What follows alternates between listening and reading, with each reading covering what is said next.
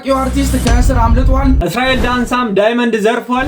ፓስተሩ ከነሙሉ ተከታዮቹ ኦርቶዶክስ ሆኗል። እነዚህ በዛሬ ቪዲዮ የምንመለከታቸው ዋና ጉዳዮች ናቸው። ሰላም ጤና ይስጥልን ውድ የኢያሪኮ ሚዲያ ቤተሰቦች እንዴት ናችሁ? እንዴት ከረማችሁ? እኛ አለን እግዚአብሔር ይመስገን። ዛሬም እንደተለመደው ወቅታዊና አስተማሪ የሆኑ ቪዲዮዎችን ይዘንላችሁ መጥተናል። እዚህ ቻናል አዲስ የሆናችሁ ሰብስክራይብ በማድረግ የቻናላችን ቤተሰብ ሁኑ። ይህን ቪዲዮ ደግሞ ሁላችሁም ስትጀምሩ ላይክ አድርጋችሁ እንደምትጀምሩ ተስፋ እናደርጋለን። ቀጥታ ወደ መጀመሪያው ቪዲዮ እንለፍ። አርቲስቱ ያልተጠበቀና ጠበቅ ያለ ውሳኔ አስተላለፈ።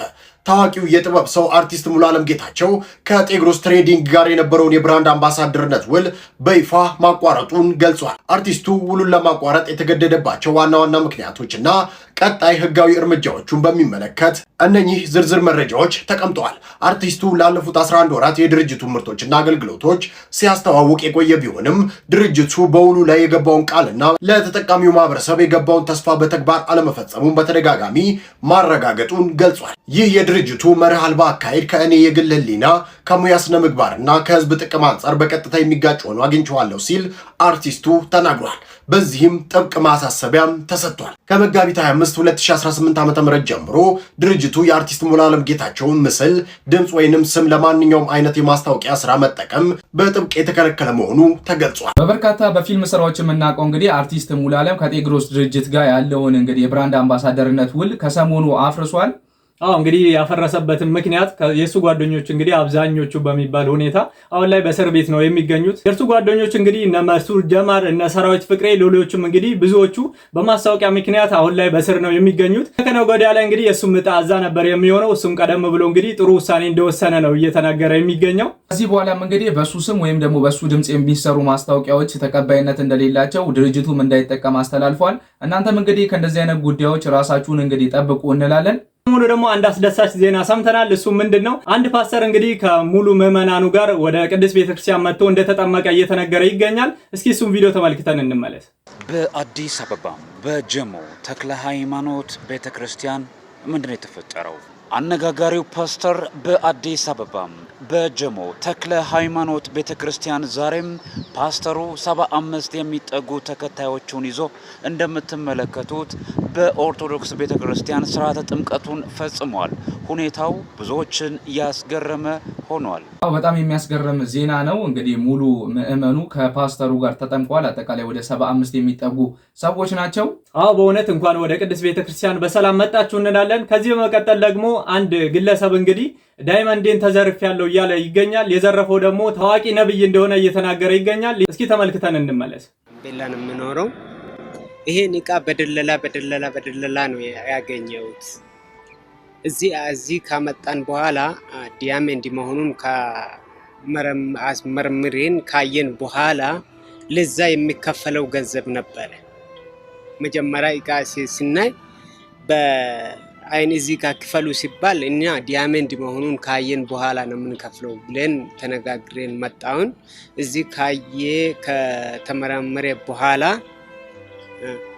ዲያመንድ መሆኑን አውቀን እዛ ከፈልን። እዛ ቦታ ላይ ከፍለን መጣ። ስንመጣ እዚህ ሀገር ቸርች ላይ ለመሄድ ምክንያት አለው።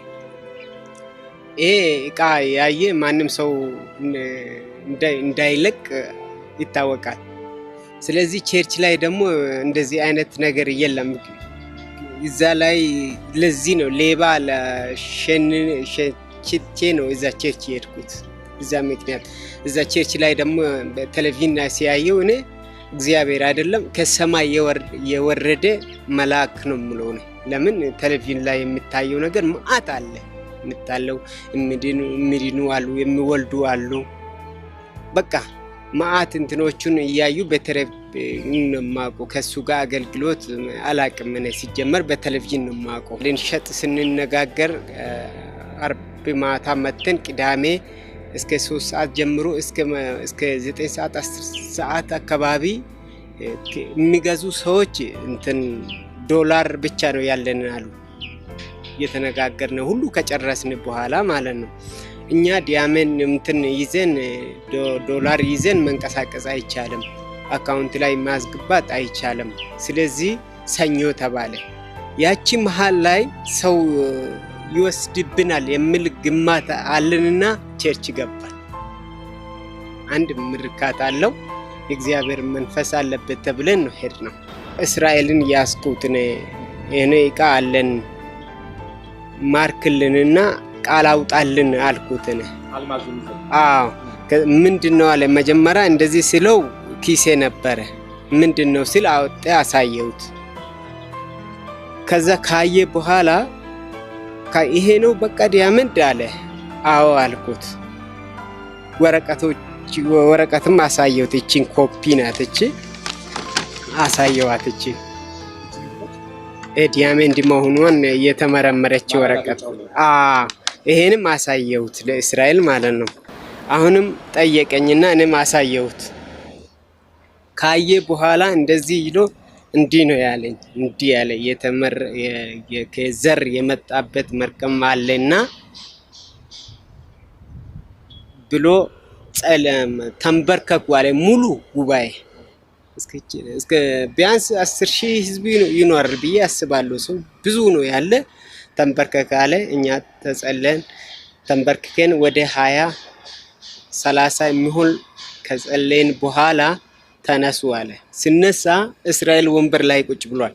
መጀመሪያ አላየሁትም እኔ እዛ ተንበርክከን ከዛ በኋላ ሲነሳ አየሁት። ከዛ በኋላ ሰውየው የሰጠውት ረስቶ ዝም ብሎ በቃ ሃሌሉያ እያለ ይዞራል።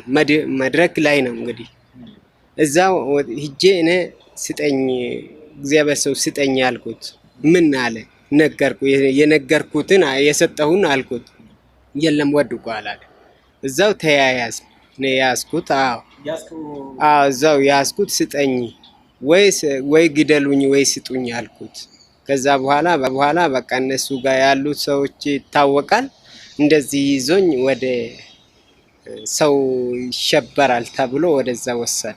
እንግዲህ እንደተመለከታችሁት ነው። ትንሽ ዘና የሚያደርግ አይነት ነው። እንግዲህ እስራኤል ዳንሳ ጋር ይሄ ግለሰብ ሌቦቹን ፈርቶ ነው ወደ ቻርች ሄደው። እንግዲህ ዋናው ሌባ ገጠመው እንጂ እዛ ሲሄድ የገጠመው ትንሽ ለየት ያለው የሌቦቹ ዋናው ነው እንጂ እዛ ሄደው እንግዲህ ከሌባ ፈርቶ እሱ የእግዚአብሔር ሰው ነው እንደተናገረው። እንግዲህ በቲቪ ላይ ስመለከት እሱን የሚደርሰው የለም ብዬ ነው የእግዚአብሔር መልአክ ነው ብዬ አስቤ ሄድኩት እያለ የሚገኘው። እዛ ሲሄድ ግን ያለው ነገር ትንሽ ለየት ይላል። የዘር መንፈስ ዛሬ ያለበት እንግዲህ ብሎ ጭራሽ ዳይመንዱን እንግዲህ እንጸልይልህ ብሎት እንግዲህ ህዝቡ ከጨፈነ በኋላ እሱ ማምኖ ተንበርክኮ ጨፍኖ እያለ ዳይመንዱን እንግዲህ ሊዘርፈው ችሏል። በዛ ላይ ደግሞ ወደቀ ብሎ ጠፋ ሊለውም ችሏል። እንግዲህ እስካሁን ድረስ ይሰው እንግዲህ ዳይመንዱን እንዳላገኘ የታወቀ ነው። እስቲ አንድ የኤአይ ቪዲዮ አለ እንዴት እንደተዘረፈ የሚያሳይ የሰው ማለት ነው። እስራኤል ዳንሳ እንዴት እንደዘረፈውም የሚያሳይ እስቲ እሱን ቪዲዮ ተከታትለን እንመለስ። ማርክልንና ቃል አውጣልን አልኩትን። ተንበርከኩ አለ። ሙሉ ጉባኤ ሁላችሁም ተንበርክካችሁ ጸልዩ። ቢያንስ 10,000 ህዝብ ይኖራል ብዬ አስባለሁ። ሰው ብዙ ነው ያለ። ተንበርከከ አለ። እኛ ተጸለን። እዛው ሂጄ እኔ ስጠኝ እግዚአብሔር ሰው ስጠኝ አልኩት። ምን አለ ነገርኩ። የነገርኩትን የሰጠሁን አልኩት። የለም ወድቋል አለ። መልኩ ነው በቀጥታ እንግዲህ እስራኤል ዳንሳ ሊዘርፈው የቻለው። እስካሁን ድረስ ይሰው እንግዲህ ፍትህ ሊያገኝም አልቻለም። እንግዲህ በዛን ሰዓት በጣም ነው የሚያሳዝነው ሰውየው። እንግዲህ እንደተናገረው ብር ነው በጣም ብዙ ዋጋ የከፈለበት እንግዲህ ስንት ቦታ ተሯሩጦ ያገኘውን እንግዲህ ብሩን በእንደዚህ አይነት መልኩ ዘርፎታል። ሲጠይቅም እንግዲህ ጋርዶቹ አንጠልጥለው እንዳወጡት ነው እየተናገረ የሚገኘው። በተደጋጋሚ ከዚህ በፊትም እንደዚህ አይነት ቪዲዮዎችን እንግዲህ አሳይተናችኋል። እኛ ግን ፐርሰናሊ ከሱ ጋር ጥላቻ ወይም ደግሞ ከሱ ጋር እንግዲህ ሌላ ነገር ያለን እስኪመስል ድረስ በጣም ብዙ ቪዲዮዎችን እንግዲህ በእስራኤል ዳንሳ ላይ ሰርተን አሳይተናችኋል። እሱም ከሰሞኑ የሰጠው ምላሽ አለ። ያ ምላሽ ምንድነው የሚለውን እስቲ ከቪዲዮ ላይ እንከታተል። ስለ ዲያመንድ ጉዳይ ዛሬ ላውራ ፈልገው ነው የመጣው። እንደነሰማ ከሆነ በየጊዜው የሚነሳው አንዳንድ ዲያመንድ የሚነሳው ያለና የዲያመንድ ጉዳይ በተመለከተ ለዛሬ ማታ ለዚህ ጉዳይ የሚሆን በቂ መልስ ይዤ እመጣለሁ። እኔ የማውደ ምንድን ነው? አገልጋይ ነኝ። መጸለይ ካለብኝ ጸልያለሁ። ጌታ ድንቅ ያደርጋል። የሆነ ሆኖ ግን ዛሬ ማታ አገኛቸዋለሁ እና ሰዎች አልገባቸው በዚህ ጉዳይ ላይ ይሄ ጉዳይ ምንድን ነው ብላችሁ ያልገባችሁ ሰዎች እፈልጋለሁ። በኋላ ማታ እመጣለሁ። ጌታ ይጎበኛቸዋል። ወዳቸዋለሁ። ሻሎም። እኛም እንግዲህ የምንጠብቀው ይህንን ነው። እንግዲህ ነብይ ነኝ ጌታ ድንቅ ነገር ያደርጋል ብልሃል በእኔ ላይ ግን ጌታ አይዘርፍም በአንተ ላይ የሚታወቀው እሱ ነው። አንተ በግልጽ የዘረፋ ወንጀል ነው ያደረክበት በዚህ ግለሰብ ላይ። ኢሳት ቲቪ ነው እንግዲህ አሁኑን ዶክመንተሪ ያሳየናችሁንም የሰራበት እንግዲህ ሌሎችም በጣም ብዙ ሰዎች እስከ ሆቴል ድረስ መዘረፍ የቻሉ ሰዎች አሉ። በዚህ ሰው የተነሳ እሱን አምነው ነብይ ነው ብለው ማለት ነው። እሱ ለሰረቀው ዳይመንድ ደግሞ ከእግዚአብሔር ምላሽ ጠይቆ የሚያመጣበት ምንም ምክንያት የለም። እንግዲህ እንደዛ ነው እያለ ያለው እግዚአብሔር ድንቅ ስራ ያደርጋል እያለ የሚገኘው ማለት ነው። ለማንኛውም በእንደነዚህ አይነት ሰዎች እንደዚህ ግለሰብ የምትጭበረበሩ ማለት ነው በቲቪ አይታችሁ የተለያየ ማስታወቂያ አይታችሁ ሄዳችሁ ያልሆነ ነገር የሚደርስባችሁ ተጠንቀቁ ነው የምንለው። በህማማቱ እንግዲህ አዲስ ሪከርድ እንደተመዘገበ ሰምተናል። ያም ጉዳይ ምንድነው የሚለውን እስቲ በአንድ ቪዲዮ አስመልክተናችሁ እንመለስ። ጌታዬ ሆነ ደምግባት አልባ በህማማቱ የጌታችን የመድኃኒታችን የኢየሱስ ክርስቶስ ስቅለት ትዕይንት በዓለም አዲስ ሪከርድን ሰበረ። 235 ሚሊዮን ክርስቲያኖች መኖሪያ የሆነችው ዩናይትድ ስቴትስ ሰሞነ ህማማትን ለማሰብ ባዘጋጀችው የትንሣኤ የድሮን ትርኢት አዲስ ሪከርድን ሰብራለች። በቴክሳስ አብያተ ክርስቲያናት አስተባባሪነት እንደ አውሮፓውያኑ አቆጣጠር ከመጋቢት 27 እስከ ሚያዝያ 6 ድረስ በአሜሪካ ሰማይ ላይ በተዘጋጀ የትንሣኤ መንፈሳዊ የድሮን ትርኢት በየዕለቱ 5000 ድሮኖች በዝግጅቱ መጨረሻ ዕለትም 10000 ድሮኖች በመጠቀምና ልክ እንደ ቲያትር ከሆሳዕና እስከ ትንሣኤው የዘለቀ ተከታታይ ያለው ትዕይንት ማሳየት በመቻሉ ነው የዓለም ሪከርድ መያዝ የቻለው። እንደ አውሮፓውያኑ አቆጣጠር ከመጋቢት 27 እስከ ትላንት ድረስ በህማማት ሳምንት የቀረበ ትዕይንት ከምሽቱ 6 ሰዓት ጀምሮ የክርስቶስን መጽሐፍ ቅዱሳዊ ታሪኮች በምስል የሚያሳዩ የድሮን ትርኢቶች መታየቱ ነው የተነገረው። ለ9 ቀናት በነበረ ቆይታ በአንድ ምሽት 5000 ድሮኖች በማብረር በእያንዳንዱ ዕለትም የክርስቶስን ውልደት፣ ሆሳዕና፣ ጸሎተ ሐሙስ፣ ስቅለት፣ ግንዛት፣ ትንሣኤውን የሚያሳዩ አዳዲስ ትዕይንቶችን፣ ቅርጾችን በመፍጠር ወንጌል መሰበኩንና ቴክኖሎጂው በታሪኩ አዲስ ምዕራፍ የከፈተ ዝግጅት እንደነበር አዘጋጆቹም ገልጸዋል። የክርስቶስን ስቅላት ስታስቡ ምን ባይምሯችሁ ይመጣል? ሐሳባችሁን ኮመንት ላይ አስፍሩልኝ። በእውነት በጣም የሚያስደንቅ ዜና ነው። እንግዲህ ቴክኖሎጂን እንደዚህ መጠቀም በጣም የሚያስደስት ነው። የጌታችንን ህማሙን እንዲያስታውሱ ህዝቡ ሁላ እንዲመለከተው አድርገው በእንደዚህ መልኩ መስራታቸው በእውነት የሚያስመሰግናቸው ነው። ሌሎችም እንግዲህ ብዙ ሪከርድ የሰበሩ ጉዳዮች አሉ። ዘ ፓሽን ኦፍ ክራይስት የሚለው ፊልምም እንግዲህ በዚህ ሰዓት በጣም በስፋት የሚታይበት ወቅት ነው፣ በህማማት ወቅት ማለት ነው። ከዛም በተጨማሪ በጣም በብዙ ቋንቋዎችም የተተረጎመ ፊልም ነው። በእውነት ከሰሞኑ ደግሞ በደብረ ብርሃን አንድ ሰንበት ትምህርት ቤት አንድ ያጋራም ቪዲዮ አለ። ቪዲዮ ምንድን ነው የሚለውን እስኪ ተመልክተን እንመለስ።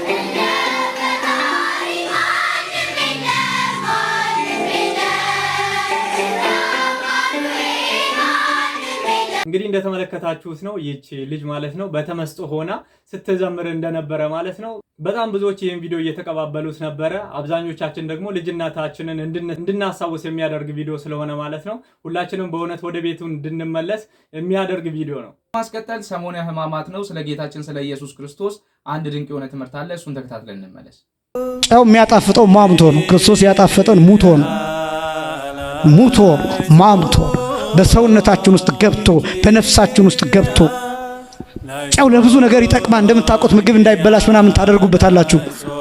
ክርስቶስ የኛን ክርፋት ወስዶ መስቀል ላይ የኛን ኃጢአት ተሸክሞ መስቀል ላይ የኛን በደል ተሸክሞ መስቀል ላይ በበደላችን ደቆ መስቀል ላይ በመተላለፋችን ቆስሎ መስቀል ላይ የኛን ኃጢአት ምዝምዝ አድርጎ ወስዶ እኛን ከበደልና ከኃጢአት ታድጎናል። ክብርና ምስጋና ለስሙ አጠራር ይሁን። አመስራችን ቃሎትን ያሰማልን። ሰሙነ ሕማማት ነው። መልካም የጾም የስግደት ጊዜ ይሁንላችሁ እንላለን። የዛሬው ቪዲዮአችንን በዚህ ላይ ነው የምናጠናቀቅ የሚሆነው። ይህን ቻናል ሰብስክራይብ ያላረጋችሁ ካላችሁ ሰብስክራይብ በማድረግ የቻናላችን ቤተሰብ ሁኑ። ሐሳብ አስተያየታችሁን እንደተለመደው በኮሜንት መስጫው በኩል አስፍሩልን እንላለን። ቀጣይ በሌሎች አስተማሪና ወቅታዊ በሆኑ ቪዲዮዎች እስከምንገናኝ ድረስ ቸር ሰንብቱ።